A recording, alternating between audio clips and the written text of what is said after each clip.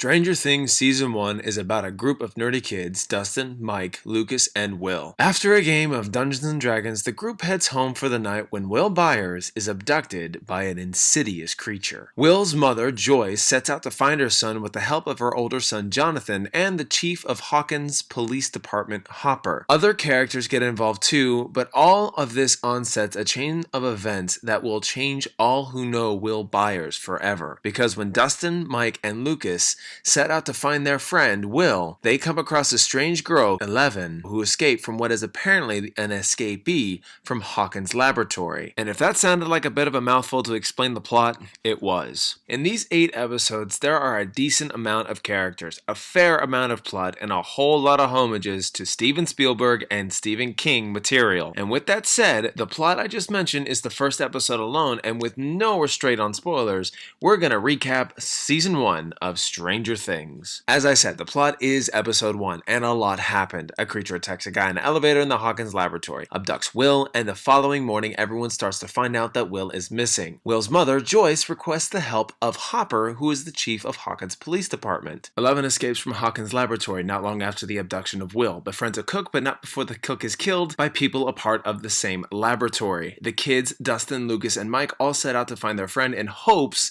to find him, and stumbles upon 11. Subplots include a girl named Nancy, sister to Mike, who's falling for the popular heartthrob student Steve, who balances being a jerk and a likable dude, I might add. And Nancy gets involved in this crazy supernatural plot when her best friend Barbara is taken by the creature in episode 2. The next 6 episodes go as anyone would imagine. We follow the kids and how they're going to deal with 11. They try and get closer and closer to the mystery of who and what took Will Byers. The person who is closest to 11 who tries to help her is Mike, while Lucas and Dustin are highly suspicious of her. Out of the 3 kids, because let's face it, we really don't know Will Byers all that much, Lucas is probably the best character out of all of them. He is smart, practical, and the only one who shows real causality, genuine causality, when Mike just wants to do the right thing. He adds realism to the situations he is in.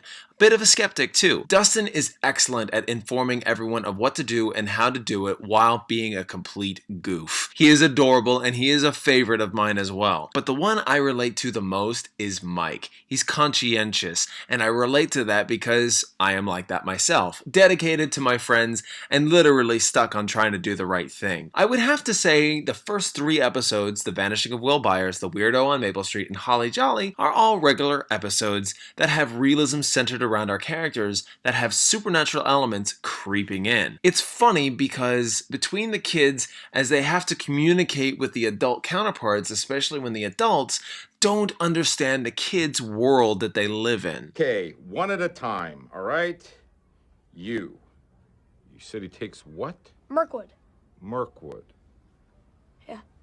Have you ever heard of Mirkwood? I have not. That sounds made up to me. It's around the 4th episode, which is grounded in reality as well, that starts to turn around in tone brilliantly and becomes a lot more conspiracy theory themes, supernaturally induced homages to the aforementioned creators. When Will's body is found, this shatters Mike and the rest of the group, but Will's mom refuses to believe Will is dead. When Joyce starts to experience weird lighting apparitions in her home, she sees how to communicate to her son, to which everyone else believes she's crazy. All of this works pretty well considering Jonathan, unbeknownst to him, caught a glimpse of the creature that took Barbara, and this creates an unlikely alliance between Nancy and Jonathan. Together they team up to figure out what happened to her friend and what happened to his brother. The boys finally make a discovery that Will is alive, thus continues their search and desire to figure out how to get him back. By episode 5, we learn quite a lot more about 11 as she has been forced to use her telekinetic powers to see into a world the kids label the Upside Down, a dark realm that mirrors the current world. The boys understand at this point that 11 is capable of this and doesn't wish to help them when they want to find the gateway to the Upside Down. Things get out of hand when she betrays their trust, and it divides the group. 11 disappears, Lucas storms off due to the disloyalty Mike cannot see 11 caused. Jonathan and Nancy search for this creature in hopes to discover it, only to get exactly what they bargained for.